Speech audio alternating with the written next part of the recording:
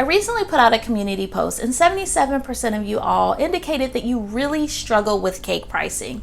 So in this video, I'm going to be sharing my top 3 tips for pricing your cakes.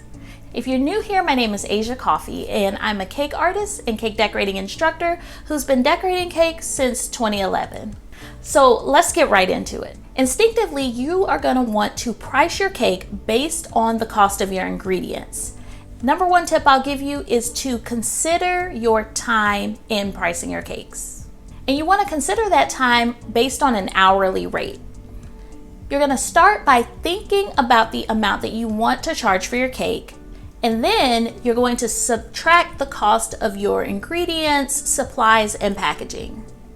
Say for instance, someone wants you to create this cake, and you're going to charge that person $100. By the time you purchase your ingredients, your supplies, everything you need for your packaging, you've spent about $30. What you have left is $70. Now you know from past experience that it may take you about 10 hours to complete this cake. And if you divide $70 by those 10 hours, you are left with $7. And I don't know about you all, but I don't think any state has a minimum wage set at $7. If whatever is left does not equal at least minimum wage for the amount of hours you're going to spend on that cake, that's a clear indication that you really need to increase your price. The second tip that I will give you is you want to keep a cake journal. And that cake journal is going to include 3 things. Number 1, a photo of your cake. Number 2, the amount of time that you spent on your cake.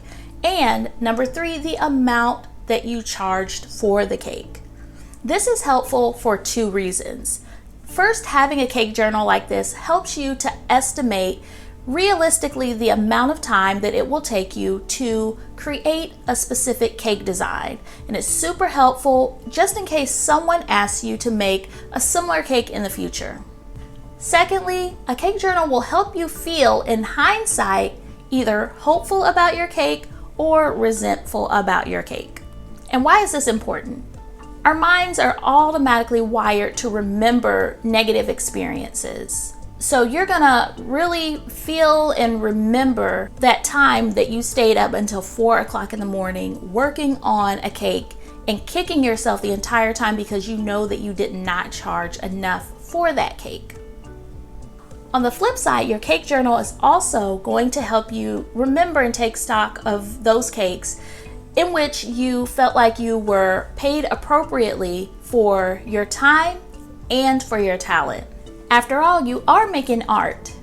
I've been keeping a cake journal for the last several years and it has helped me tremendously as a cake artist. So I encourage you to do the same.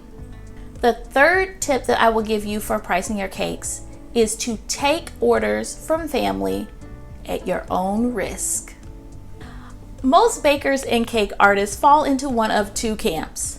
Number 1 are those who give the family discount.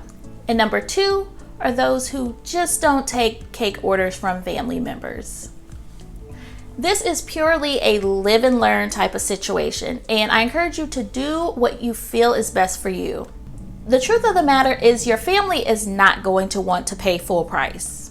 So if you decide to gift a cake or cupcakes or cake pops or whatever it is that you're baking, consider it as such. It is a gift.